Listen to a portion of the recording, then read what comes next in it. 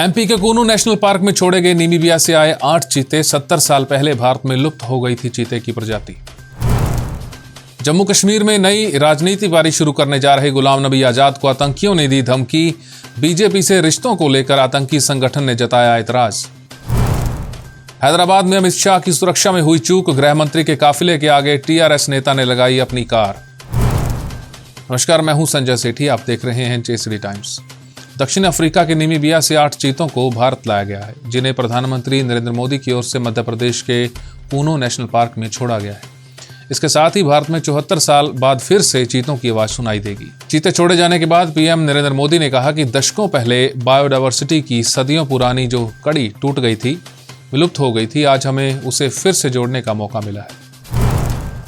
Anti corruption bureau ने आम आदमी पार्टी के विधायक अमानतुल्लाह खान को गिरफ्तार कर लिया था। अब दिल्ली पुलिस ने अमानतुल्लाह खान के करीबी और बिजनेस पार्टनर हामिद को गिरफ्तार कर लिया है।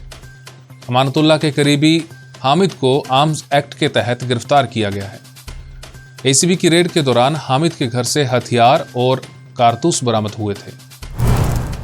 दुबई, कुवैत और सऊदी अरब जैसे मुस्लिम देशों में अब भारतीय मुसलमानों को पुलिस क्लियरेंस सर्टिफिकेट दिखाना होगा, तभी उनका उस देश में प्रवेश संभव हो पाएगा।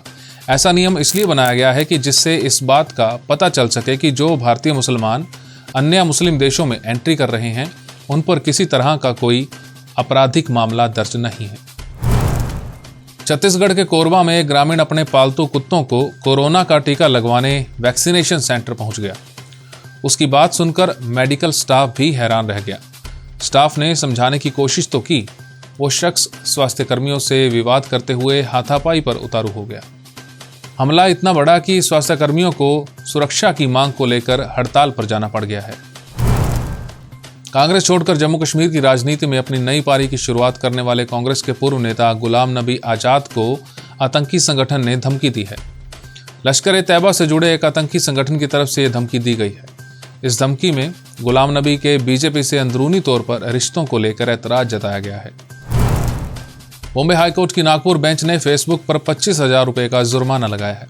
असल में शख्स ने फेसबुक पर एक जूतों का विज्ञापन देखा था। उसमें बताया गया था कि 599 रुपए में एक ब्रांडेड जूते का कलेक्शन उनको मिल जाएगा, लेकिन ऑनलाइन पेमेंट करने के बाद भी जूते डिलीवर नहीं किए गए। इसके बाद कोर्ट ने फेसबुक को भी इसके लिए जिम्मेदार माना है। केंद्रीय गृह मंत्री अमित शाह की सुरक्षा में चूक हुई है। आज हैदराबाद में उनके काफिले के आगे टीआरएस नेता ने अपनी कार लगा दी। हालांकि गृह मंत्री के सुरक्षा कर्मियों ने इसे तुरंत हटवा दिया। हिजाब को लेकर हुई सुनवाई में वकील हुजैफा अहमदी ने दावा किया है कि कर्नाटक हाईकोर्ट के फैसले के बाद 17,000 छात्राओं ने स्कूल से ड्रॉप आउट कर लिया है। वकील के मुताबिक ये ड्रॉप आउट हिजाब पर रोक लगाने के बाद हुआ है। अब बात आज के इतिहास की। 1947 में भारत के आजाद होने के बाद भी कुछ रियासतें विलय के लिए तैयार नहीं थी। उनमें प्रमुख थी हैदराबाद के निजाम मीर उस्मान अली खान की सल्तनत। वो पाकिस्तान के साथ जाने का मन बना चुके थे, लेकिन ये संभव नहीं था। तब देश के उप प्रधानमंत्री सरदार वल्लभ भाई पटेल ने पुलिस एक्शन के नाम पर सैन्य कार्रवाई की। 13 सितंबर 1948 को यह पुलिस एक्शन शुरू हुआ और इसे नाम दिया गया ऑपरेशन पोलो। 17 सितंबर की शाम तक हैदराबाद के निजाम ने बात मान ली और विलय के लिए राजी हो गए। हमारी इस खास पेशकश में फिलहाल इतना ही। देश और दुनिया की तमाम खबरों के लिए आप देखते रहिए जेएसडी टाइम्स।